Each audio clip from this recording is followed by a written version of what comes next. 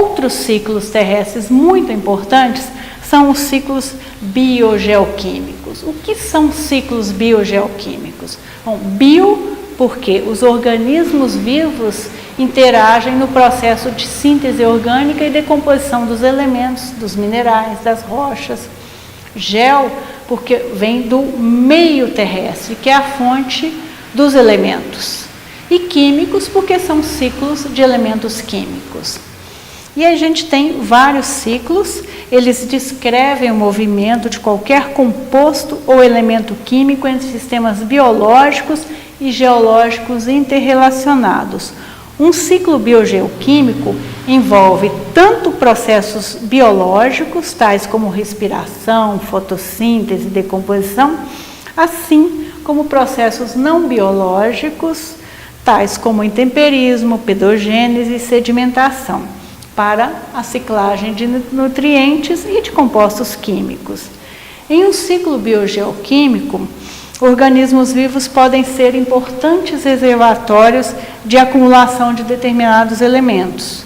Os ciclos do nitrogênio, enxofre, oxigênio, carbono, fósforo são muito importantes, porque cada um desses elementos é crítico para a manutenção da vida. Tais ciclos envolvem potencialmente uma grande variedade de reservatórios e processos, e os elementos químicos frequentemente modificam a sua forma química à medida que se movimentam ao longo desse ciclo. Entre os ciclos biogeoquímicos, um dos ciclos mais importantes e mais falados atualmente é o ciclo do carbono, por causa do aquecimento global, do CO2 da atmosfera, por causa da forma como nós usamos o carbono que se encontra nos materiais geológicos ou no solo. Então, hoje a gente vive um desequilíbrio da quantidade de carbono nos diferentes reservatórios terrestres. Então, vocês têm aí uma ilustração desse ciclo e podem ver como que o carbono se movimenta. Eu queria destacar algumas coisas. Primeiro, o carbono é um não metal e os seres vivos são compostos em média por 18% de carbono. E a Terra, a crosta terrestre, tem uma composição média de 0,19% de carbono. Mas na atmosfera, e aí esse carbono, ele tem várias formas químicas. Uma das formas é o CO2, que é um importante componente da atmosfera, responsável pelo efeito estufa, que é um efeito benéfico e necessário para a vida na Terra. Mas hoje a gente tem o quê? Um aumento da quantidade de CO2 na atmosfera e um aumento do efeito estufa. Então, isso passa a ser um problema. Isso resulta, por exemplo, em maior produtividade vegetal, mas isso não é o objetivo, porque a gente desequilibra todo um sistema. Então, veja só, o maior reservatório de carbono, de CO2, na Terra, no planeta, são os oceanos. 30% do carbono está nos oceanos. Então, qualquer desequilíbrio nos oceanos, e é onde isso está acontecendo, mexe nesse carbono. Outra coisa muito interessante é que o carbono foi sequestrado, está presente em rochas, por exemplo, como o calcário, que é formado basicamente de carbonato de cálcio. Então, 30% do carbono que existe na Terra, ele está nas rochas sedimentares, calcário e folheiros e argilitos carbonosos. Outros 3% estão no que nós chamamos de combustíveis fósseis, carvão e petróleo. Então, esse carbono, ele foi sequestrado ou indisponibilizado ao longo do tempo geológico em carvão. Por exemplo, uma jazida de carvão demora em média 250 milhões de anos para ser formada. Petróleo, quase 90 milhões de anos. Então, o que acontece hoje? Quando a gente está usando o carvão e o petróleo, a gente está retornando para a atmosfera aquele carbono que estava, vamos dizer, guardado geologicamente na Terra.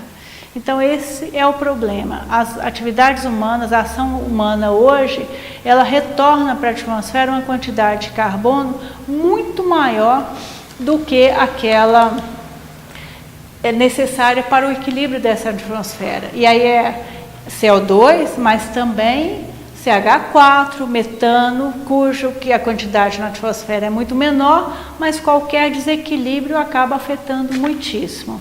Então, o ciclo do carbono, que vocês podem ver ilustrados nessa figura, ele é essencial hoje para a gente entender o que está acontecendo com o clima terrestre e quais que são as ameaças para o nosso futuro comum.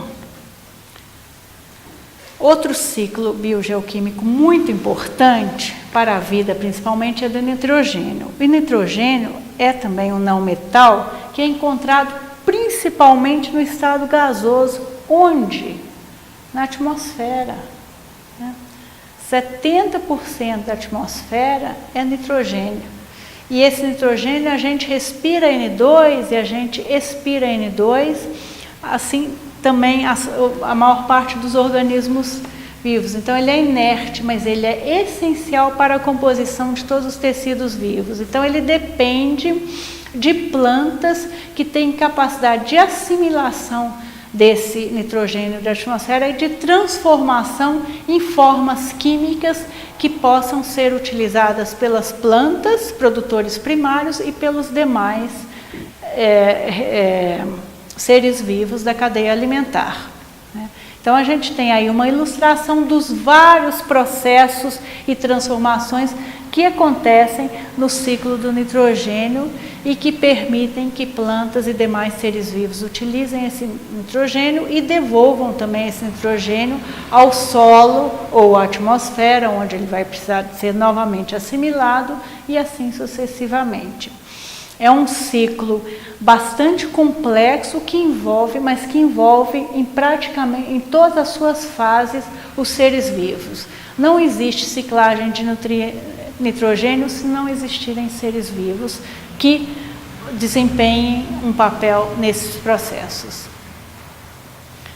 Outro ciclo muito importante é o ciclo do fósforo, que também é um não metal extremamente reativo, um elemento relativamente escasso na crosta terrestre e de lenta ciclagem.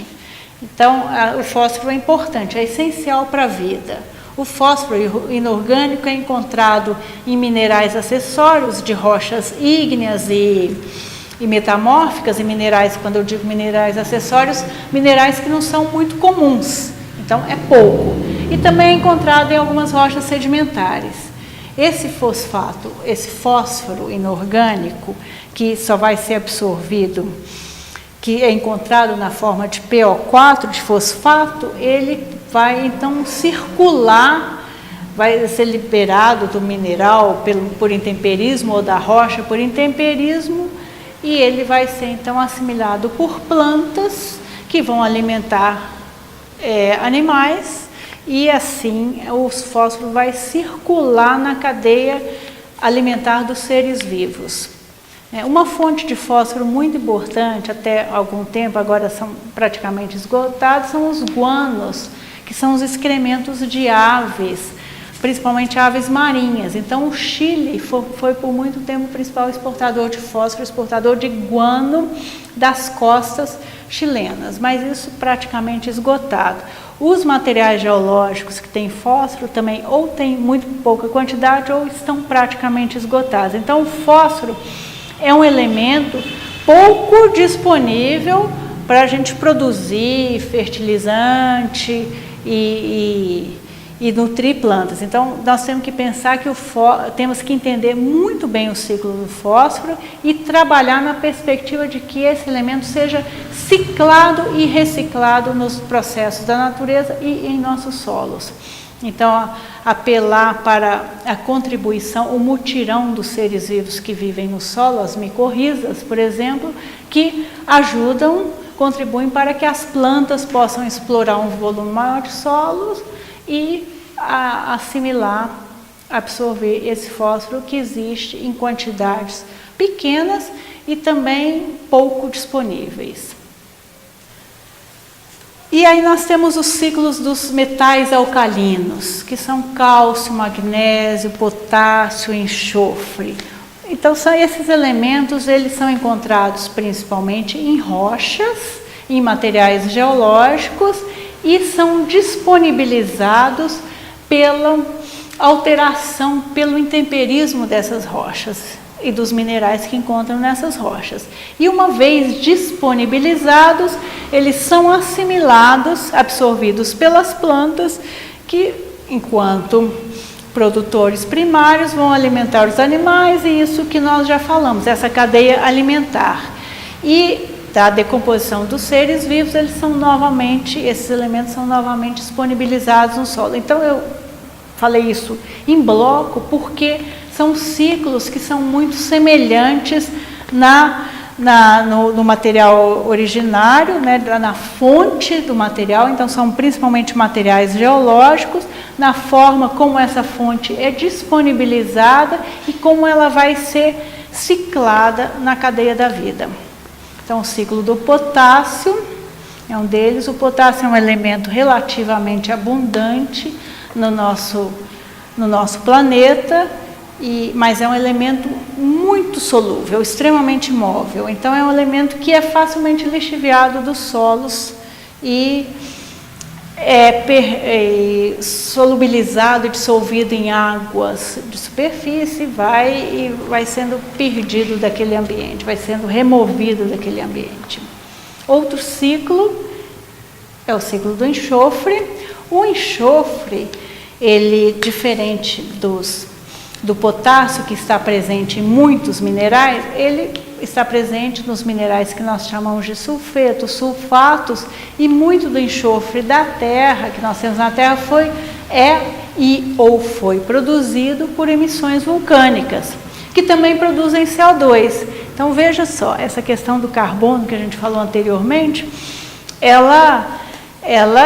o carbono, o CO2 é produzido naturalmente, por exalações vulcânicas. É uma quantidade grande, mas é uma quantidade que funcionava naquele equilíbrio da Terra sem atividade antrópica. Com enxofre acontece a mesma coisa, né? Um material que é produzido naturalmente em exalações vulcânicas, mas agora também em exalações industriais, em materiais da indústria, os vapores e o uso de combustíveis, e aí ele também começa a gerar problemas.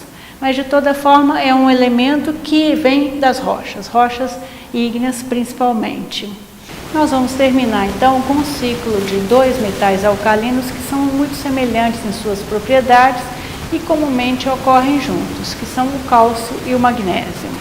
Então, o cálcio e o magnésio estão presentes também em materiais geológicos, em minerais de rochas, e vão ser disponibilizados inicialmente quando essas rochas são alteradas. E aí esses solutos, que são elementos muito solúveis, estão presentes no solo, onde eles vão ser absorvidos pelas plantas e depois ciclados nos consumidores primários, secundários, retornando ao solo ou às águas pela decomposição desses seres vivos, ou pelas várias outras formas de disponibilização desses materiais.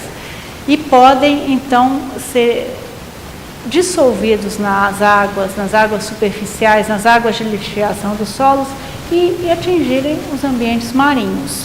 Nos ambientes marinhos, em alguns casos, ocorre supersaturação desses elementos. E aí o que vai acontecer? Precipitação. O que era isso mesmo que a gente viu lá no ciclo das rochas? Formação de rocha sedimentar química.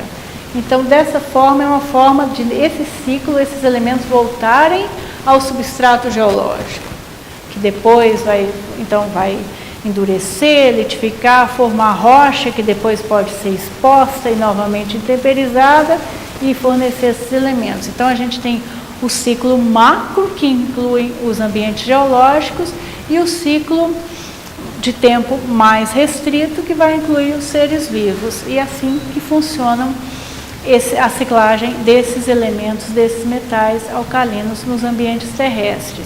Então, assim, vocês podem ter uma visão geral de como funcionam os ciclos biogeoquímicos, e fica como uma tarefa para vocês verificarem os demais ciclos biogeoquímicos que são importantes na natureza. E para a gente fica que devemos sempre ter em mente que a Terra é dinâmica, que as interações são cíclicas, são os ciclos terrestres, e qualquer desequilíbrio, qualquer transferência de um ciclo desse para um lado ou para outro vai provocar um desequilíbrio que vai resultar num desequilíbrio ambiental, que é o que nós enfrentamos hoje nesse momento atual do planeta Terra, no momento inclusive que a gente pensa em dizer que é a era do antropoceno, da ação humana, da ação antrópica transformando a Terra numa velocidade, num ritmo como nunca aconteceu antes.